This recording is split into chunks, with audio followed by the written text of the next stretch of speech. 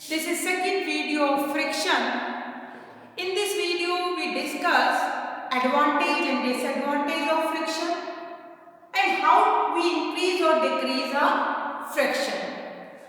In previous video you know what is friction. Our contact force is called our friction force and types of friction, sliding friction, static friction and rolling friction. ये हमने पढ़ा था previous video में. इसमें हम पढ़ने जा रहे हैं एडवांटेज एंड डिसएडवांटेज.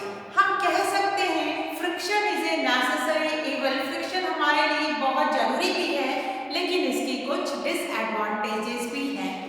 सबसे पहले हम पढ़ेंगे what are the advantage of friction. Friction की एडवांटेज क्या है. ठीक है, अब अगर फ्रिक्शन नहीं होगा तो हम क्या करते हैं, जो मैं बोर्ड पे आपको लिख रही हूँ वो भी नहीं लिख पाएंगे. फ्रिक्शन की वजह से ही पॉसिबल हुआ है कि हम बोर्ड पर लिख पा रहे हैं. फ्रिक्शन की वजह से ही पॉसिबल हुआ है कि हम लोग क्या कर रहे हैं, चल पा रहे हैं फ्लोर पे, हम सड़क पे चल पा रहे हैं, ग्राउंड पे चल पा रहे हैं. इसी तरीके से फ्रिक्शन की वजह से जो है गाड़ियां जो है वो चल पा रही है. तो फ्रिक्शन ना हो तो यहाँ पर क्या होगा, कोई भी चीज ना हम चल पाएंगे, ना बोर्ड पे लिख पाएंगे, ठीक है, ना गाड़ियां रोड पे चल पाएगी, ये पॉसिबल नहीं हो पाएगा. तो ये तो थे एडवांटेज ऑफ फ्रिक्शन. अब what are the disadvantage of friction.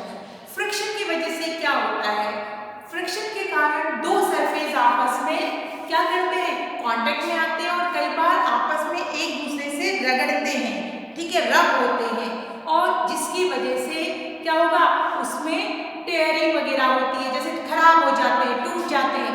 Suppose करो हमारे जूते, हम चलते हैं रोड के ऊपर, सड़क के ऊपर, ग्राउंड के ऊपर, तो आपने देखा होगा कि जो ग्राउंड का सरफेस है और हमारे जूतों का सरफेस जो सोल है वो दोनों आपस में क्या होती है, रब होती है, जिसकी वजह से क्या होता है, सोल घिस जाती है, हमारे जूतों की जो सोल है वो घिस जाती है.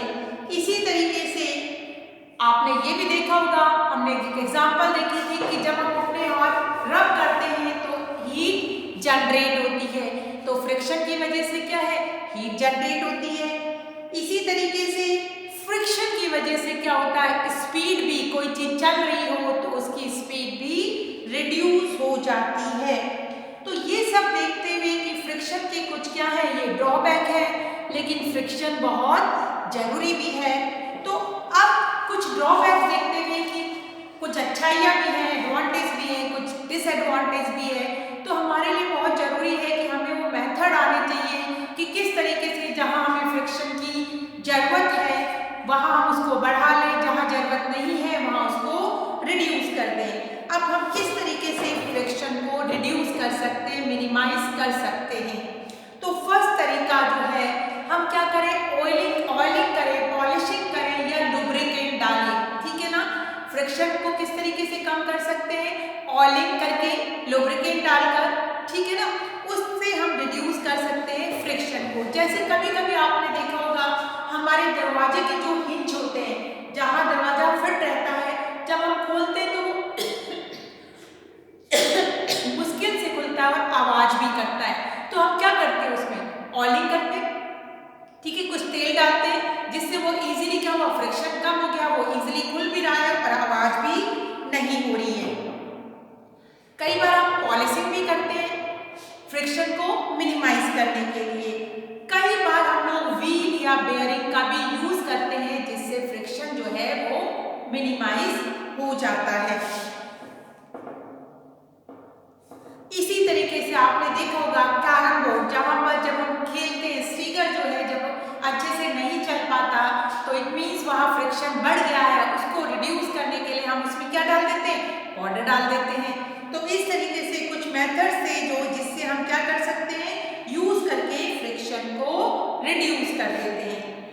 अब कई जगह हमें फ्रिक्शन को इंक्रीज करना भी जरूरी होता है क्योंकि फ्रिक्शन की कुछ एडवांटेज भी होती है. तो हम क्या करते हैं, फ्रिक्शन को इंक्रीज करने के लिए आपने देखा होगा टायरों पे छोटी छोटी ग्रूव्स बनी होती है, नालियां जैसी बनी होती हैं, ठीक है. इसी तरीके से हमारे जो जूते होते जनरली जो एथलीट्स जो हैं या प्लेयर्स जो हैं जूते पहनते हैं, उनके जूतों के नीचे भी क्या होता है, नालियाँ जैसी बनी होती है, ग्रूव्स बना होता है। ये ग्रूव्स क्या करते हैं, फ्रिक्शन को इंक्रीज कर देते हैं। अगर फ्रिक्शन इंक्रीज होगा तो क्या होगा, अगर ग्रूव्स नहीं होंगी तो हमारा जूता स्लिपरी हो जाएगा, इसका मतलब फ्रिक्शन डिक्रीज हो जाएगा और हम गिर सकते हैं। तो इससे बचने के लिए, फ्रिक्शन को बढ़ाने के लिए हम उसमें ग्रूव्स बना देते हैं। इसी तरीके से जब फर्श नई होती है तो उसमें हम कुछ लकड़ी का चूरा डाल देते हैं। जब नई फर्श डलती है तो उसके ऊपर क्या होता है, कुछ लकड़ी का चूरा डाल देते हैं। तो इसी तरीके से आपने देखा होगा वेट लिफ्टिंग करते समय, जब वेट लिफ्टर क्या होता है, कुछ भार उठाता है तो वो अपने हाथों में या तो मिट्टी या चॉक पाउडर को रगड़ लेता है, जिससे कि क्या हो, फ्रिक्शन जो है वो इंक्रीज हो जाए। तो ये कुछ मेथड थे जिससे हम फ्रिक्शन को इंक्रीज कर सकते हैं। Fuel fraction, what is fuel?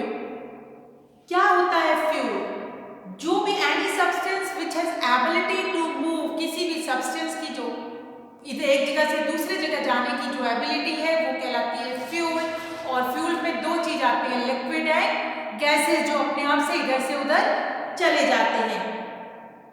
अब फ्यूल में भी फ्रिक्शन को हम लोग क्या करते हैं, आपने देखा होगा कि बहुत जरूरी है फ्यूल में फ्रिक्शन के लिए। हम लोग क्या करते हैं, ज्यादातर जितनी बोट है, जितने एरोप्लेन हैं, सबकी बॉडी कैसे बनाते हैं, स्ट्रीमलाइन बॉडी। पक्षियों की बॉडी भी स्ट्रीमलाइन होती है जिससे वो इजीली हवा में जा सके, तो हम उसके लिए यूज करते हैं स्ट्रीमलाइन बॉडी। और जिससे क्या होता है, स्ट्रीमलाइन बॉडी, आगे से जब स्ट्रीमलाइन बॉडी होगी तो फ्यूल के साथ फ्यूल का सरफेस और स्ट्रीमलाइन बॉडी का सरफेस जो होगा, उनका क्या होगा, एरिया ऑफ कांटेक्ट रिड्यूस हो जाएगा। जब एरिया ऑफ कांटेक्ट रिड्यूस होगा तो फ्रिक्शन भी कम हो जाएगा। जब फ्रिक्शन कम रहेगा तो वो बॉडी इजीली उसको काट के आगे निकल सकती है। इसलिए जो बोट्स हैं, सबमरीन्स हैं, एरोप्लेन्स हैं, वो कैसी बॉडी होती है, उनकी स्ट्रीमलाइन बॉडी होती है। तो student, this is the end of this chapter.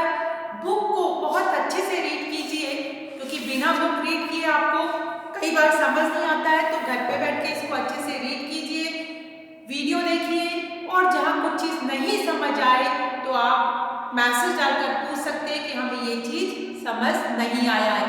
तब तक के लिए have a nice day, good